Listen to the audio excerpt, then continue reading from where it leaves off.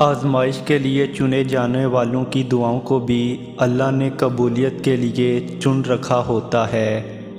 وہ تمہارے ہاتھوں کو تب تک خالی نہیں رکھتا جب تک وہ انہیں اور بہتر چیز سے بھرنے کا ارادہ نہ کر لے۔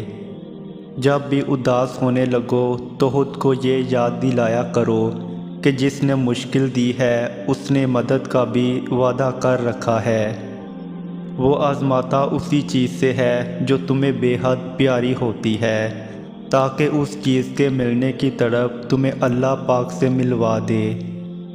اس یقین کے ساتھ مانگو کہ اللہ ضرور دے گا، اور پھر دیکھو وہ تمہیں اتنا عطا کرے گا کہ تم گنتی تک بھول جاؤ گے۔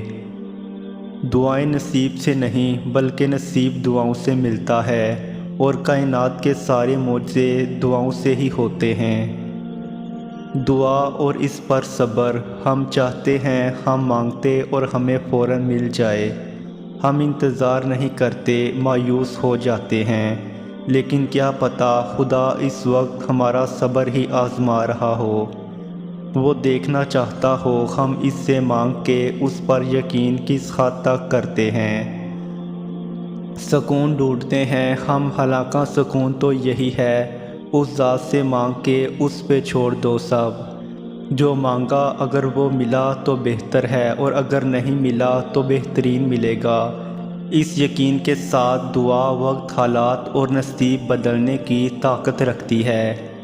دل سے مانگے اور پھر اس پہ صبر کریں، اور صبر یہ نہیں کہ آپ کمزور نہیں پڑ سکتے، آپ صبر رکھتے ہوئے بھی ٹوٹ سکتے ہیں، لیکن اپنا ٹوٹنا لوگوں کو مت دکھائیں، اپنے آنسو لوگوں کے آگے ضائع مت کریں۔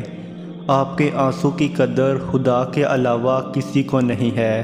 وہ دیکھتا ہے اس کا بندہ کیسے اس کے پاس آیا ہے، اور وہ سنبھالتا ہے۔